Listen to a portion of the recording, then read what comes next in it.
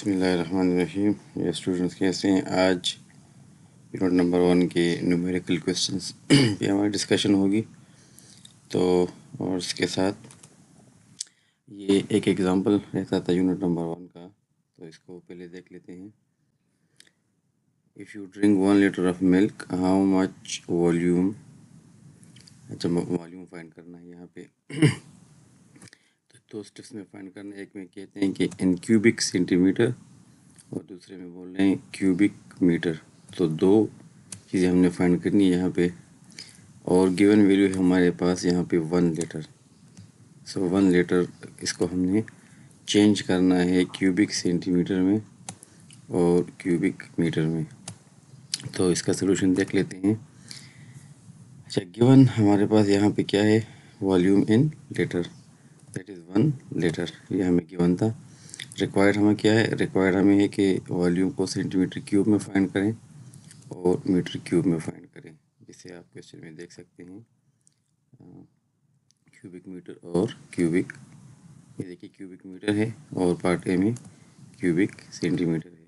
ठीक है, तो ये दोनों हमारे यहाँ पे गिवन है, एक क्यूबिक सेंटीमीटर और एक क्यूबिक मीटर। सॉल्यूशन की तरफ चलते हैं। सबसे पहले देख लें आप, एक बहुत इम्पोर्टेंट चीज़ जो आपने याद रखनी है वो ये है कि 1 लीटर को अगर हम क्यूब वाले यूनिट में लेते हैं तो वो हमारे पास डेसीमीटर क्यूब डीएम क्यूब की इक्वल होता है। So 1 litre is equal to 1 DM cube, ये आपने याद रखना है। ठीक है, तो अब हमारे लिए काम आसान हो गया। 1 litre is equal to 1 DM cube. अब इसको हमने सेंटीमीटर क्यूब में चेंज करना है। तो कन्वर्जन का तरीका हम पहले भी सीख चुके हैं, उसी तरीके से हम इसको सॉल्व करेंगे। तो देखिए हमने क्या किया, हमें रिक्वायर्ड है सेंटीमीटर क्यूब, लिहाजा हमने मल्टीप्लाई भी किया सेंटीमीटर क्यूब से और हमने डिवाइड भी किया सेंटीमीटर क्यूब से। तो हमारे क्वेश्चन पे कोई फ़र्क नहीं पड़ा। इस किस्म के क्वेश्चन हम पहले भी कर चुके हैं। तो multiply and divide by centimetre cube. अब नेक्स्ट स्टेप में क्या करना है, ये तो हमारी रिक्वायर्ड वैल्यू है सेंटीमीटर क्यूब, तो इसको हम चेंज नहीं करेंगे, इसको ऐसे ही रहने देंगे। बाकी यहाँ पे जो डेसी है इसकी वैल्यू पुट करेंगे और इस सेंटी की वैल्यू पुट करेंगे। ठीक है, तो और मीटर, इसको मीटर क्यूब को मीटर क्यूब के साथ कैंसिल कर देंगे। देखिए नेक्स्ट स्टेप में हमने क्या किया, हमने डेसी जो हमारे पास 10⁻⁻1 के बराबर है प्रीफिक्सेस में, उसकी वैल्यू हमने पुट कर दी, और सेंटी हमारे पास 10⁻⁻2 के बराबर है तो उसकी वैल्यू हमने पुट कर दी है। बाकी चूँकि यूनिट के ऊपर क्यूब है तो जो वैल्यू हमने ली है इसका हम क्यूब लेंगे। सेंटी की वैल्यू जो हमने ली है उसका भी हमने क्या ले लिया है, क्यूब ले लिया है। अब नेक्स्ट स्टेप में क्या होगा, ये मीटर क्यूब इस मीटर क्यूब के साथ कैंसिल हो जाएगा। ठीक है, तो नेक्स्ट स्टेप में देख लें, मीटर क्यूब कैंसिल हो गए और 10⁻⁻1 अगेन पावर 3, तो पावर के ऊपर जब पावर आ जाए तो दोनों पावर मल्टीप्लाई होते हैं, तो -1 × 3 से हमारे पास -3 आ गया, और 10⁻⁻2 अगेन पावर 3, तो -2 × 3 से हमारे पास -6 आ गया। तो हमारा क्वेश्चन बहुत आसान हो गया। अब ये भी बेस 10 है, ये भी बेस 10 है, तो इस वाले बेस 10 को हम डिवाइड से ऊपर ले जाएंगे तो ये इसके साथ, ये पावर इसके साथ ऐड हो जाएगा। देखिए नेक्स्ट स्टेप में 10⁻−3, अब इसको जब ऊपर ले गए तो ये 10 पावर हमारे पास +6 बन गया है। ठीक है, और सेंटीमीटर क्यूब अपनी जगह पे वैसे ही आ गया है। तो 10⁻−3 + 6, -3 + 6 से हमारे पास 3 आता है, तो 10⁻3 सेंटीमीटर क्यूब हमारा रिक्वायर्ड आंसर होगा। इस क्वेश्चन का दूसरा जो सोल्यूशन है पार्ट बी, वो है कि मीटर क्यूब में तो इसको फाइंड करना है इन इसी 1 लीटर को। तो इसकी तरफ चलते हैं। Solution of B, again 1 litre is equal to 1 DM cube. ठीक है, अब यहाँ ये क्वेश्चन उससे बहुत आसान है क्योंकि हमारा रिक्वायर्ड जो है ना वो मीटर क्यूब है, लिहाजा इस मीटर क्यूब को हम नहीं छेड़ेंगे और इस डेसी की वैल्यू हम पुट कर देंगे, ये वाला जो डेसी है। तो देखें नेक्स्ट स्टेप में 1 लीटर इज इक्वल टू 1 अपनी जगह पे और डेसी की जगह पे 10⁻⁻1 आ गया है। और मीटर क्यूब अपनी ही जगह पे। अब अगेन पावर -1 पावर 3 तो -1 इंटू 3 तो 10 पावर -3 से हमारे पास आ जाएगा। तो मीटर क्यूब अपनी जगह पे। जो वैल्यू आप लेंगे उसका हम क्यूब इसलिए ले रहे हैं कि यूनिट के ऊपर क्यूब है, ठीक है। तो 1 इंटू 10 पावर -3 तो अगेन 10 पावर -3 मीटर क्यूब। ये था एग्जाम्पल 1.6। एक्सरसाइज की तरफ चलते हैं। तो पहला न्यूमेरिकल है कि write the number in prefix to power of 10, यानी यहाँ से जो वैल्यूज़ है इनको हटाना है, इनकी जगह प्रीफिक्स लगाना है। जिसमें सबसे पहले mechanical nano oscillator can detect a mass change a small as 10 power -21। तो हमारा काम इसके साथ है, इसको आप अपने माइंड में रखें। इसको हमने प्रीफिक्स की फॉर्म में लिखना है, ये 10 पावर -21 यहाँ से हटा देना है। दूसरे क्वेश्चन में अगर आप देखें, the nearest neutron star is about 3.00 into 10 power 18 metre away from the earth. तो यहाँ से ये हमारा क्वेश्चन है, यहाँ से हमने इस वैल्यू को हटा देना है, इसकी जगह पे प्रीफिक्स वैल्यू लगाएंगे। और थर्ड क्वेश्चन में earth to sun distance is 149.6 million kilometre. तो यहाँ भी हम ये मिलियन को हटा के और यहाँ पे प्रीफिक्स लगाएंगे। तो चलो देखते हैं किस तरह सॉल्व करना है। तो सोल्यूशन ऑफ ए, पहले सोल्यूशन की तरफ चलते हैं। क्वेश्चन था हमारा 10 पावर -21, ठीक है। लेकिन यहाँ पे ऑलरेडी एक प्रीफिक्स लगा हुआ है किलो, ये देखिए आप, किलो यहाँ पे लगा हुआ है। तो सबसे पहले आपने इस किलो की वैल्यू यहाँ पे पुट करनी है। यहाँ पे मैंने एक और नंबर के साथ में 1 भी मल्टीप्लाई कर दिया, इससे कोई फ़र्क नहीं पड़ता।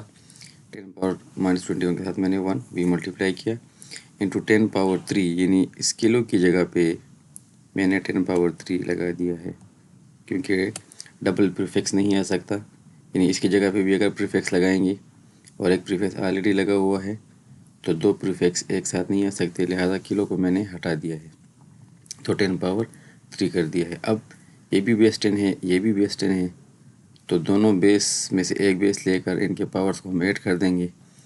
तो ये देखिए आप 1 10 पावर -21 और 3 इसके साथ ऐड हो जाएगा, तो -21 + 3 से हमारे पास -18 आ जाएगा।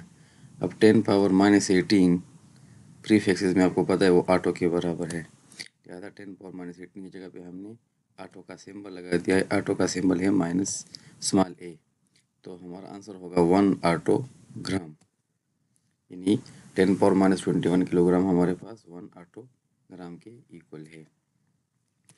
सोल्यूशन बी की तरफ चलते हैं। तो बहुत आसान है, 3.00 इंटू 10 पावर 18 मीटर, तो 10 पावर 18 हमारे पास एक्सा के बराबर है, लिहाजा हमने 10 पावर 18 की जगह पे एक्सा लगा दिया है। बाकी क्वेश्चन हमारा वही है, मीटर अपनी जगह पे और 10 पावर यहाँ से ख़त्म हो गया, उसकी जगह पे प्रीफिक्स की वैल्यू। सोल्यूशन नंबर सी की तरफ चलते हैं। तो 149.6 मिलियन किलोमीटर। तो एक चीज़ ध्यान में रखें, मिलियन जो है ना, ये ख़ुद 10 पावर 6 की इक्वल है।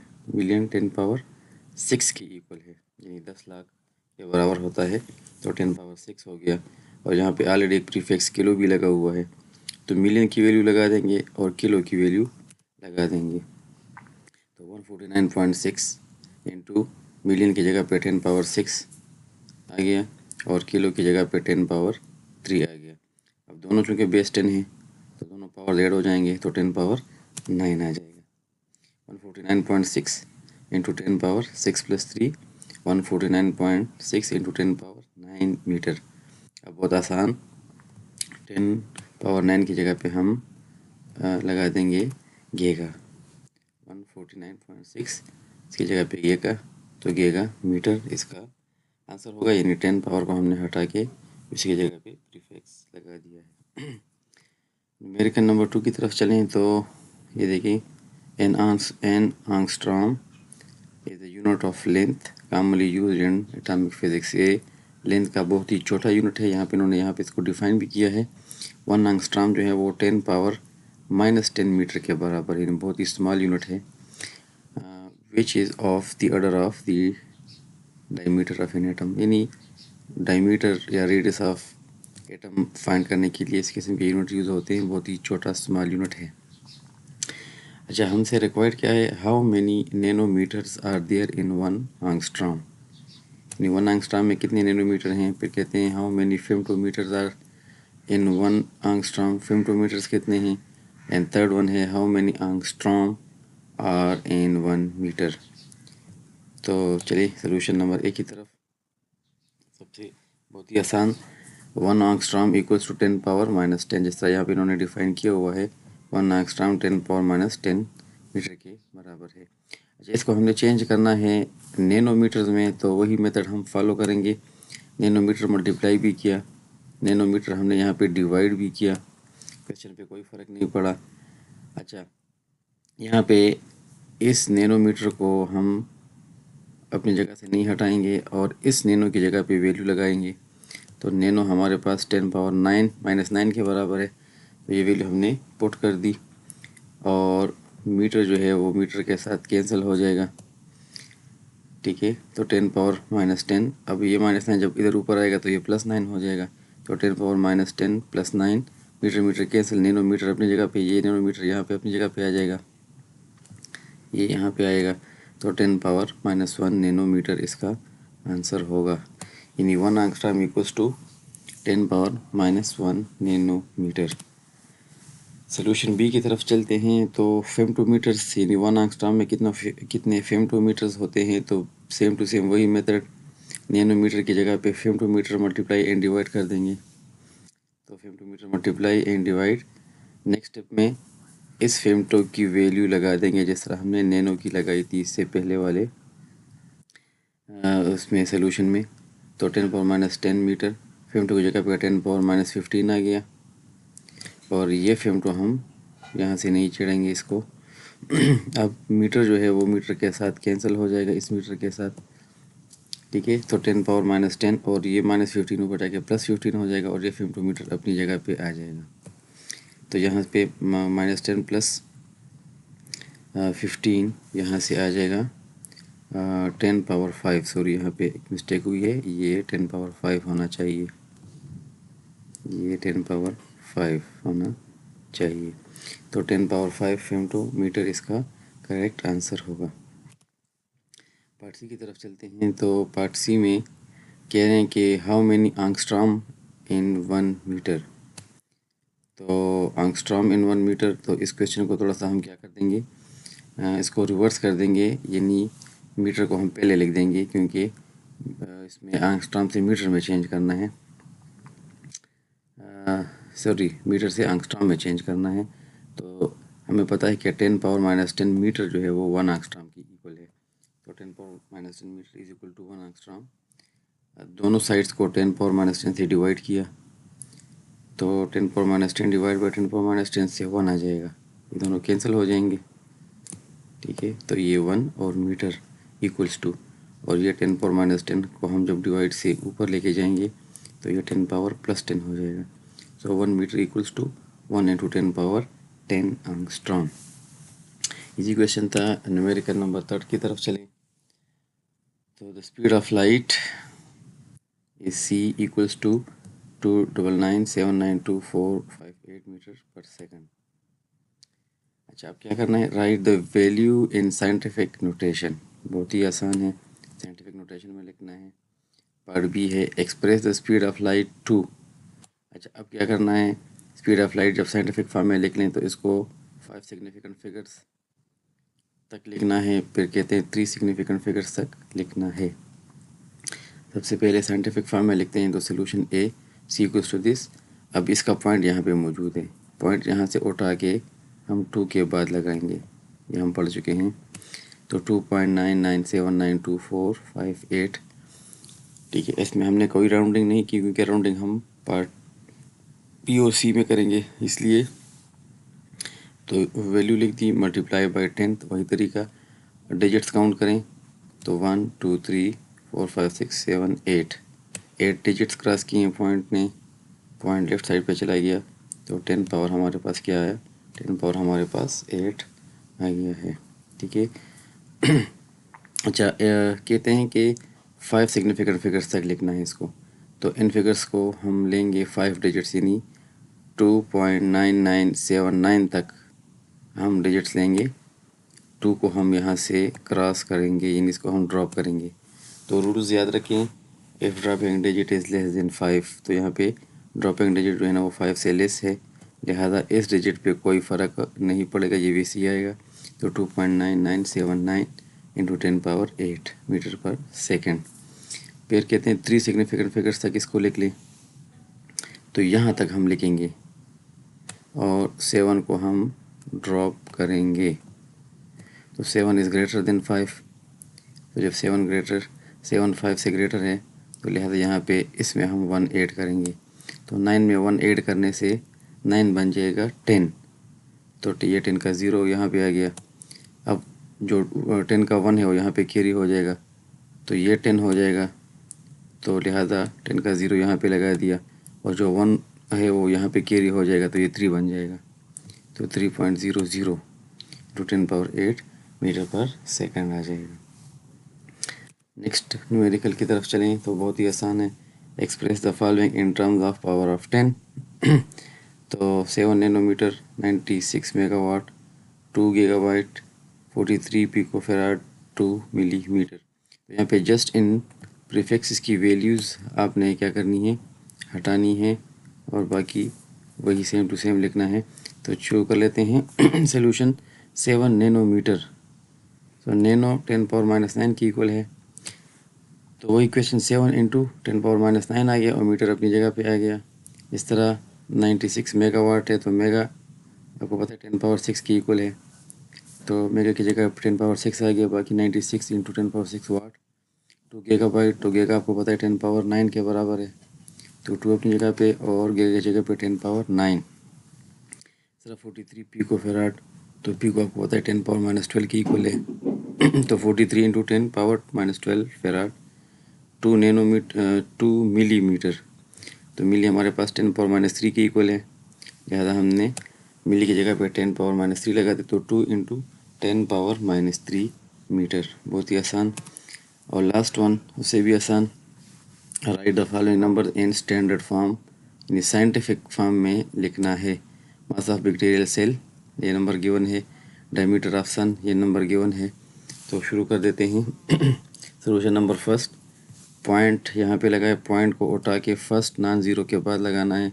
तो फर्स्ट नॉन ज़ीरो हमारे पास 5 है, तो 5 के बाद यहाँ पे पॉइंट लगाना है, ठीक है। तो 5 पॉइंट और एक ज़ीरो मैंने वैसे लगा दिया, 5.0 इंटू 10 अब कितने डिजिट्स क्रॉस किए हैं, 1 2 3 4 5 6 7 8 9 10 11 12।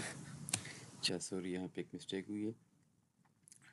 पॉइंट ने 12 डिजिट्स क्रॉस किए, लिहाजा यहाँ पे -12 आना चाहिए, यहाँ पे -12 आना चाहिए, ठीक है। -10⁻12 आना चाहिए, और पॉइंट राइट साइड पे शिफ्ट हो गया है, तो 10⁻12 यहाँ पे होना चाहिए। नेक्स्ट में आप देखें तो डायमीटर, यहाँ पे पॉइंट है, तो पॉइंट को यहाँ से उठा के 1 के बाद लगा देना है। तो पॉइंट को हमने 1 के बाद लगा दिया, 1.39। बाकी डिजिट्स को हमने ड्रॉप कर दिया है बिकॉज लेस देन 5। तो 1 2 3 4 5 6 7 8 9, पॉइंट ने 9 डिजिट्स क्रॉस किए हैं, तो 10⁻9 लिख दिया हमने। पॉइंट लेफ़्ट साइड पे शिफ्ट हो गया, लिहाजा 10⁻पॉजिटिव होगा। उम्मीद है आपको न्यूमेरिकल्स की समझ आई होगी। कोई मसला हो तो कमेंट सेक्शन में अपनी यूज़फुल कमेंट ज़रूर दीजिएगा। Thank you very much.